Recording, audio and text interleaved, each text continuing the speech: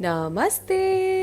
आज हम बनाने वाले हैं गणेश चतुर्थी के इस स्पेशल अवसर पे मोदक, जो कि गणपति की फेवरेट है। तो आज मैं इस रेसिपी में आपको बताऊंगी कि बहुत सारी जो टिप्स एंड ट्रिक्स होती हैं जिसका हमें ध्यान रखना होता है। छोटी छोटी चीजें होती हैं जिसकी वजह से या तो ये मोदक बन जाते हैं या फट जाते हैं। मेरी वाली रेसिपी से बनेंगे ही, फटेंगे नहीं, क्योंकि इसमें बहुत बारीकी से कुछ चीजें ऐसी होती हैं जिनका ध्यान रखना पड़ता है इसे बनाने वक्त। तो रेसिपी को शुरू करते हैं और हम चलते हैं अंदर के मिक्सचर बनाने की ओर। तो यहाँ पे मैंने नारियल लिया है और इसे छोटे छोटे पीसेस में कट कर लिया है। ये बिल्कुल ताजा नारियल है। आप अच्छे से उसे फाड़ लो और पानी निकाल लो। और यहाँ पे छोटे छोटे पीसेस मैंने कट करे और आप देख सकते हो कुछ पीसेस के छिलके मैंने निकाल दिए हैं और कुछ के नहीं निकाले। मतलब मैंने आधे नारियल के पार्ट में से छिलकों को निकाल दिया था और आधे में से नहीं निकाला था। आप चाहो तो पूरे छिलके हटा सकते हो या फिर आप पूरे छिलके छोड़ भी सकते हो, कोई प्रॉब्लम नहीं है। उसके बाद हम इसे अच्छे तरीके से पीसेंगे।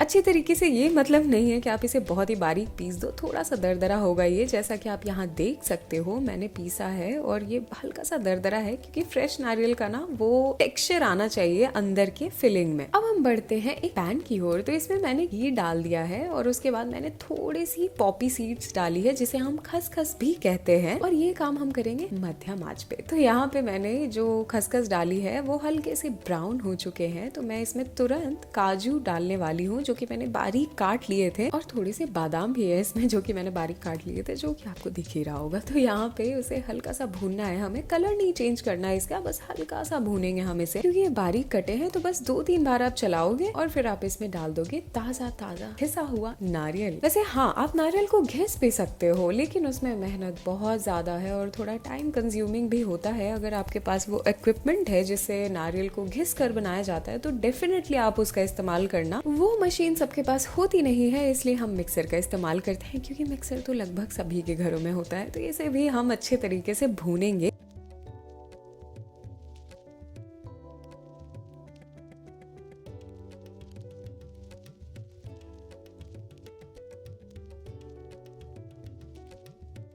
अच्छे से आपको नारियल को भी भूनना है, बहुत तो नहीं लेकिन थोड़ा हम अच्छे से इसे भूनने वाले हैं। और ये सारा काम मैं मीडियम फ्लेम पे कर रही हूँ और ये मेरे मीडियम साइज का ही बर्नर है, बड़े वाला बर्नर नहीं है। अगर आपका बर्नर सबसे बड़ा वाला है तो आप बिल्कुल धीमी आंच पे काम करना। अगर आपके पास मीडियम साइज या छोटे साइज का बर्नर है यहाँ पे, तब आप बिल्कुल ही मध्यम आंच पे काम करोगे। तेज पे लेकिन नहीं करना, तेज पे ये बहुत ही जल्दी इसमें जो छोटी छोटी चीजें हैं वो जल जाएंगी, इसीलिए हम नहीं चाहते कि हम इसे तेज आंच पे करें। उसके बाद आप देख सकते हो कि यहाँ पे ना नारियल एक दूसरे से थोड़ा आराम से अलग अलग हो रहा था। तो इसमें वापस से एक बाइंडिंग लाने के लिए हम डाल रहे हैं गुड़ का पाउडर। गुड़ या फिर गुड़ का पाउडर, दोनों में से आप कुछ भी इस्तेमाल कर सकते हो। और आपके पास गुड़ ना हो तो आप चीनी का भी इस्तेमाल कर सकते हो, कोई प्रॉब्लम नहीं है। और इससे काफी अच्छा कलर आता है जो कि आपको दिख ही रहा होगा। और हम इसे अच्छे से मिलाएंगे और इस स्टेज पे आप इसमें एक चुटकी नमक डालोगे, बिल्कुल एक चुटकी, ज्यादा नहीं डालना आपको, बहुत ही कम है। और उसके बाद मैं इसमें डालने वाली हूँ थोड़ा सा जायफल। असली टेस्ट इसी से आता है, बहुत थोड़ा सा डालना है हमें क्योंकि इसका काफी स्ट्रॉन्ग फ्लेवर होता है। नटमेग बोलते हैं इसे। तो जायफल आप हल्का सा घिस लेना और फ्रेश इसमें डालना। और मैंने उसके बाद इसमें इलायची का पाउडर भी ऐड करा है। आप जब इन मसालों को ना फ्रेश कूट कर या घिस कर डालते हो तो इसका अलग ही फ्लेवर आता है। तो प्लीज आप कोशिश करना कि ये जो मैंने इलायची, जायफल, ये चीजें बताई है, ये आप बिल्कुल ताजी ताजी घिस कर या फिर कूट कर डालो ताकि बहुत ही अच्छा फ्लेवर आए। अब फिलिंग बिल्कुल रेडी है तो हम इसको ठंडा होने के लिए छोड़ देते हैं और हम बढ़ते हैं डो लगाने की ओर, मतलब आटा तैयार कर लेते हैं मोदक का। सबसे पहले हम क्या करेंगे, हम लेंगे साबूदाना। तो ये साबूदाना है, नॉर्मल साबूदाना जो मार्केट में हमें मिलती है। इसे हल्का सा आप भून लेना, बहुत ही हल्का सा, बस इसे गर्म करना है बेसिकली। ये बहुत थोड़ा सा है, जिस क्वांटिटी में मैंने लिया है आप भी उतने में ही लेना। और हल्का सा आप इसे गर्म कर लेना एक पैन में या किसी भी चीज में, और इसे मिक्सर ग्राइंडर जार में पीस लोगे अच्छे तरीके से। बिल्कुल ये बारीक पिस जाए तो बहुत ही अच्छी बात है, लेकिन अगर आपको दिक्कत हो रही हो तो आप इसे छान कर 2 बार चला सकते हो और फिर ये बिल्कुल बारीक हो जाएगा। इस साबूदाने के आटे को भी आप चावल के आटे में मिक्स कर दोगे। मोदक के लिए जो चावल का आटा होता है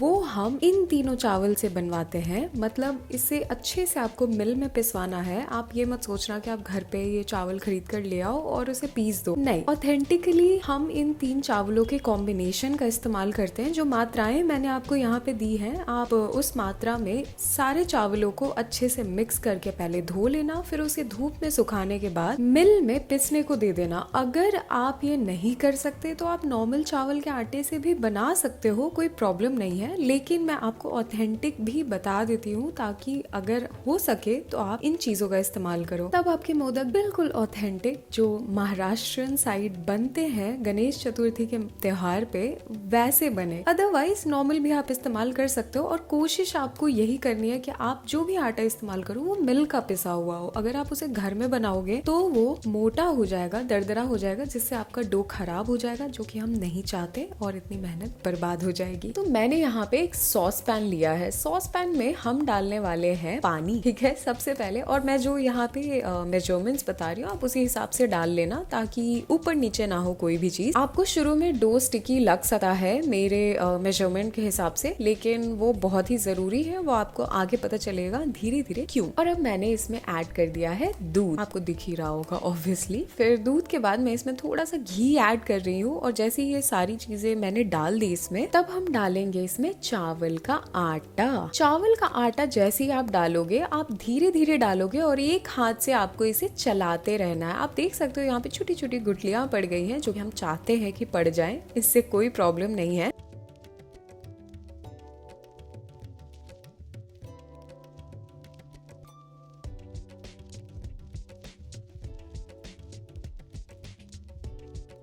और सारा पानी ये सोक कर ले। जैसे ही इसमें आपको दिखे कि सारा लिक्विड सोक हो गया है, तो अब मैं यहाँ पे आपको आंच दिखा रही हूँ जो कि सबसे कम है, और यहाँ पे मैं इस पे ढक्कन लगा के 2 मिनट के लिए इसे ऐसे ही छोड़ दूंगी, बिल्कुल कम आंच पे। 2 मिनट बाद हम इसे खोलेंगे और इसे हटा लेंगे चूल्हे से, और इसे ढक कर आप थोड़ी देर के लिए साइड रखोगे, मतलब सिर्फ 2 मिनट और बस। उसके बाद हम इसे निकाल लेंगे परात में। परात में जब आप इसे निकालोगे तो आपको या तो किसी ग्लास का इस्तेमाल करना है, क्योंकि ये अभी भी काफी गर्म है, या फिर किसी कटोरी का इस्तेमाल करना है। मैं यहाँ पे पहले स्पैचुला से इसे थोड़ा सा फैला रही हूँ, और फिर मैंने ग्लास ले लिया तुरंत, और इसे गर्मा गर्म ही हमें मिलाना है, इसीलिए ग्लास या फिर कटोरी का इस्तेमाल जरूर करें। यहाँ पे अपने हाथों के साथ खिलवाड़ ना करें। मुझे तो फिर भी आदत है, तो ये अभी भी काफी गर्म था, लेकिन मैंने अपने हाथों से खेलना शुरू कर दिया। लेकिन आप ये काम प्लीज ग्लास या फिर किसी कटोरी से ही कर लेना, नहीं तो आप अपना हाथ भी जला सकते हो। यहाँ पे आप जोर जोर से जब इस आटे को मिलाओगे, और जल्दी जल्दी करना है इसे, बीच में आप ब्रेक मत लेने लगना। थोड़ी सी हाथों की एक्सरसाइज होगी, लेकिन यार प्रसाद बनाने में इतनी मेहनत तो करनी ही पड़ती है, तो कोई प्रॉब्लम नहीं है। अब आटा जब साथ में आने लगे, वैसे ही हम इसमें घी ऐड कर देंगे। 1 चम्मच घी और डाला है मैंने बस, और ज्यादा नहीं डाला। और घी को भी अच्छे से आटे से आप पोंछ लोगे, ठीक है, चम्मच में लगा नहीं रहना चाहिए। कोई भी चीज किचन में बर्बाद नहीं करनी चाहिए। तो यहाँ पे अच्छे से घी डालने के बाद भी बहुत जोर जोर से आप इसे मिलाओगे, और आटा अभी भी वार्म है, मतलब गर्म है, और मैं इसे फटाफट साथ में लाते ही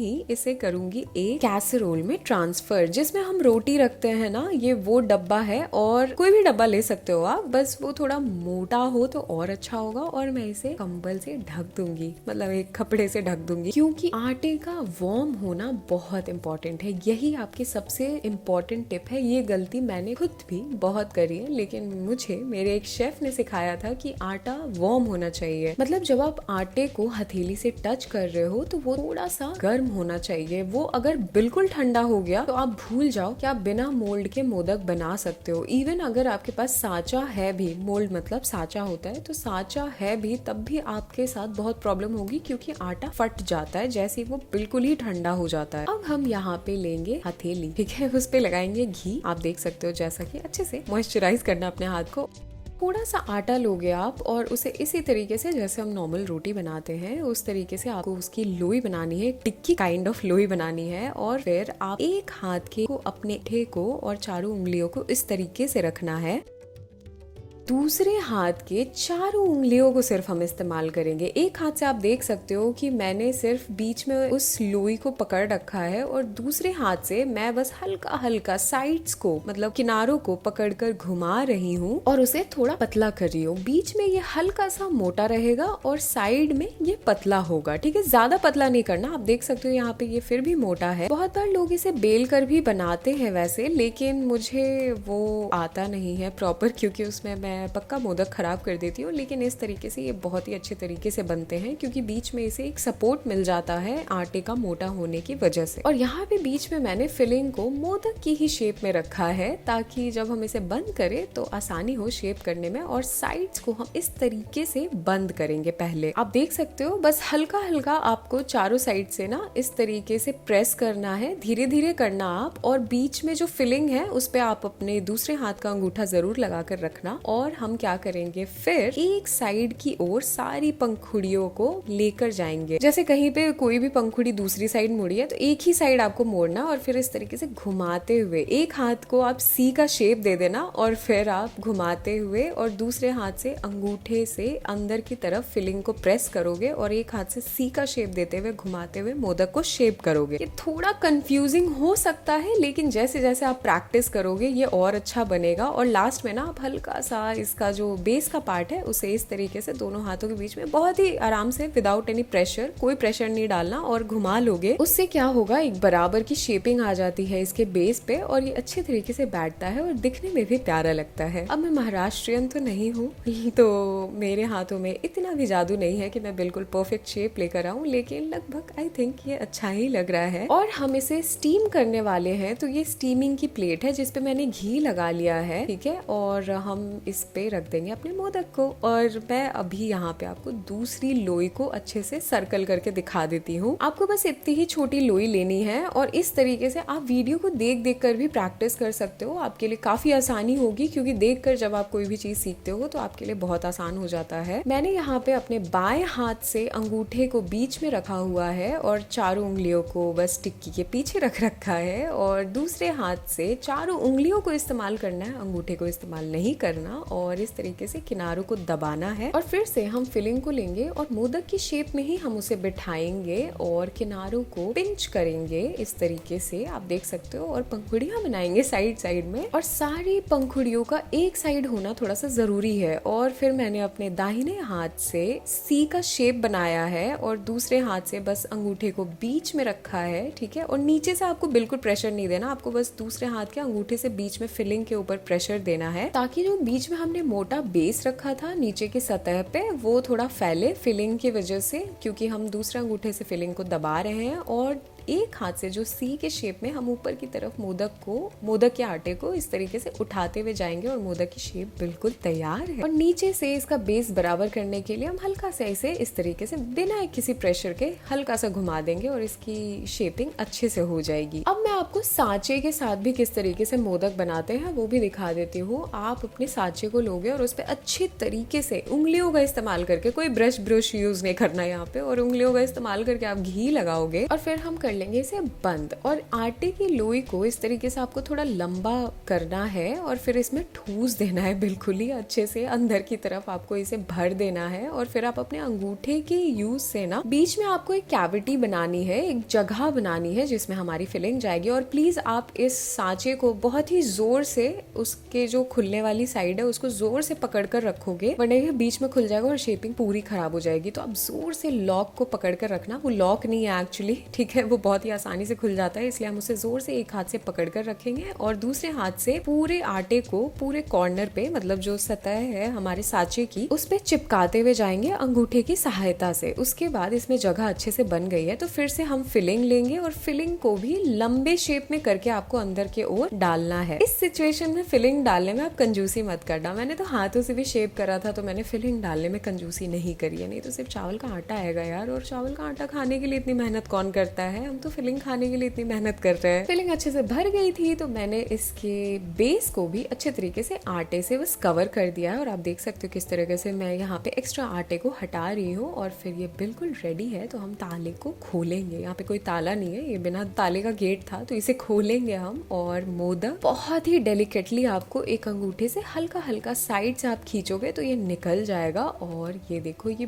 बिल्कुल रेडी है। सांचे से बनाना तो इसे बहुत ही आसान है, मैं तो सजेस्ट करूंगी कि आप सांचे से ही इसे बनाओ, क्योंकि हाथ से बनाने में काफी समय लग जाता है। अगर आपको ज्यादा मात्रा में बनाना है तो सांचे से बनाना ज्यादा ही आसान है। आपको डिस्क्रिप्शन बॉक्स में इसका लिंक भी मैं दे दूंगी अगर आपको ये लेना हो तो। बाकी आपको मार्केट में भी ये बहुत ही आराम से मिल जाता है। अब यहाँ पे मैं आपको एक बहुत इंपॉर्टेंट टिप दे देती हूँ जो कि मेरे शेफ ने मुझे बताई थी, तो आपके भी काम आ जाए, जो कि है इस पैन को आप रखोगे रेडी, क्योंकि बीच बीच में आपका आटा ठंडा हो सकता है। क्योंकि कितनी भी कोशिश करो, अगर आप ज्यादा मात्रा में इसे बना रहे हो तो आटे के ठंडा होने का चांस बहुत ज्यादा है। तो यहाँ पे मैंने एक पैन लिया था और इसमें थोड़ा सा पानी डाल रखा है मैंने, आपको शायद ही दिख रहा हो लेकिन बहुत कम पानी डाला है मैंने। पैन की सतह पे बस थोड़ा सा पानी होना चाहिए, नहीं तो आटा इस पे चिपक सकता है, ठीक है। इसलिए आपका आटा जब भी बिल्कुल ठंडा हो, क्योंकि अगर आप ज्यादा मात्रा में बना रहे हो तो आप इसमें डालकर बहुत थोड़ा सा पानी का छिड़काव रखोगे बेस पे, मतलब सतह पे, और फिर आटे को अच्छे से आप मिला लेना तो वो गर्म हो जाएगा। और फिर से आप हाथों से थोड़ा सा मिला लेना या फिर किसी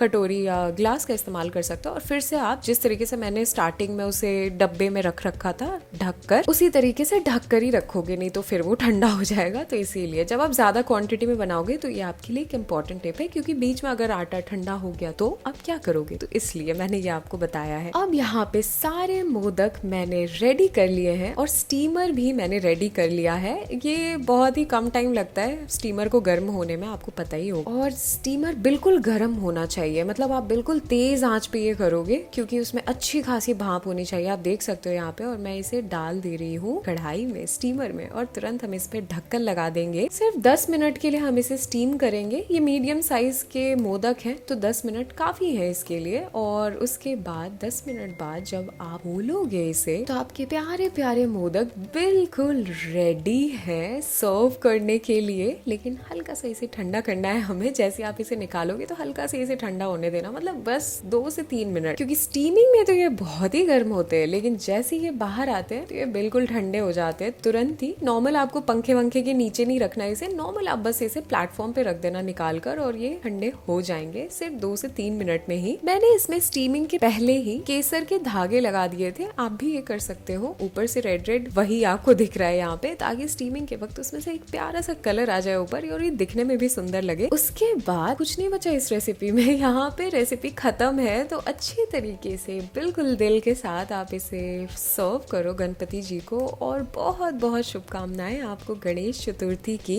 आई होप ये रेसिपी आपको पसंद आई हो। मैं एक मोदक का टेक्सचर आपको दिखा भी देती हूँ, क्योंकि मैंने तो प्रसाद लगा दिया था। अब आपकी बारी है, तो जाओ बनाओ और मुझे बताओ कि ये रेसिपी आपको कैसी लगी। बहुत बहुत धन्यवाद मेरी वीडियो देखने के लिए। अगर आपको ये वीडियो पसंद आई हो तो इस वीडियो को लाइक करके जरूर जाना, और ऐसी वीडियोस के साथ मैं हर हफ्ते आती रहूंगी, तो सब्सक्राइब करना मत भूलना यार। तब तक के लिए बाय बाय।